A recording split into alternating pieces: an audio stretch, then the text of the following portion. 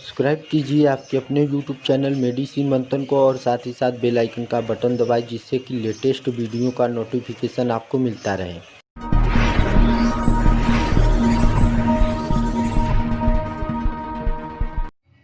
स्वागत है दोस्तों, एक बार फिर से आप सभी का आपके अपने यूट्यूब चैनल मेडिसिन मंथन में, जहां पर पाते हैं दवाइयों के बारे में संपूर्ण जानकारी। तो दोस्तों पेश कर रहा हूं levosalbutamol sulphate, ambroxol hydrochloride and guaifenesin expectorant syrup.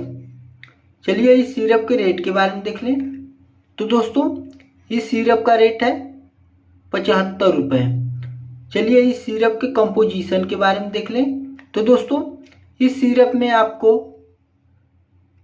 लियोसेल्वेट्रोमोल 0.5 mg, अम्ब्रोक्सोल hydrochloride 15 mg तथा गुआइनफेंसिन 50 mg का कंपोजिशन मिल जाएगा। तो दोस्तों चलिए जान लेते हैं इस सिरप के ब्रांड नेम के बारे में। इस सिरप का ब्रांड नेम है ग्लेनकॉफ एलएस जूनियर सिरप। यह सिरप ग्लेनमार्क फार्मा द्वारा बनाया गया बहुत ही अच्छा खांसी का सिरप माना जाता है।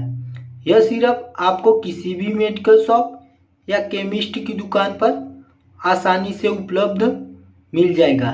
तो दोस्तों चलिए जान लेते हैं इस सिरप के यूज के बारे में। इस सिरप का प्रयोग हम अपने बच्चों में खांसी आ रहा हो उसको ठीक करने के लिए प्रयोग में लाते हैं।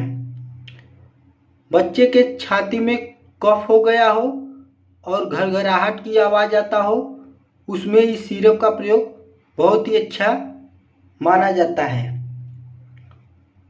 बच्चे में निमोनिया हो गया हो तो भी इस सिरप का प्रयोग किया जाता है। सांस लेने में दिक्कत हो और बहुत ही ज़्यादा खांसी आता हो, उसमें इस सिरप का प्रयोग बहुत ही अच्छा माना जाता है। सर्दी खांसी से जुड़ी सभी समस्याओं को ठीक करने के लिए इस सिरप का प्रयोग हम अपने बच्चों में करते हैं। तो दोस्तों चलिए जान लेते हैं इस सिरप के डोज के बारे में। इस सिरप को हम अपने बच्चों में उसके वजन के हिसाब से देते हैं। यदि आपके बच्चे का वजन 5 से 7 kg के आसपास हो तो उसे यह सिरप 3 से 4 ml दिन में 2 से 3 बार दें। बच्चे को बहुत ही अच्छा लाभ मिलता है। तो दोस्तों चलिए जान लेते हैं इस सिरप के साइड इफ़ेक्ट के बारे में। यदि आपने अपने बच्चे को यह सिरप दिए हैं तो उसमें निम्न साइड इफ़ेक्ट दिखाई दे सकते हैं। शरीर पर लाल चकत्ते निकल सकता है, शरीर में कंपन हो सकता है, घबराहट हो सकती है, खुजली हो सकता है,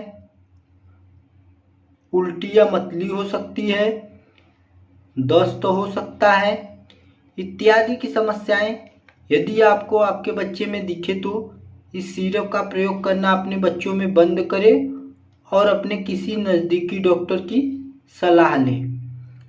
तो दोस्तों चलिए जान लेते हैं इस सिरप का प्रयोग हम किन किन बच्चों में नहीं कर सकते।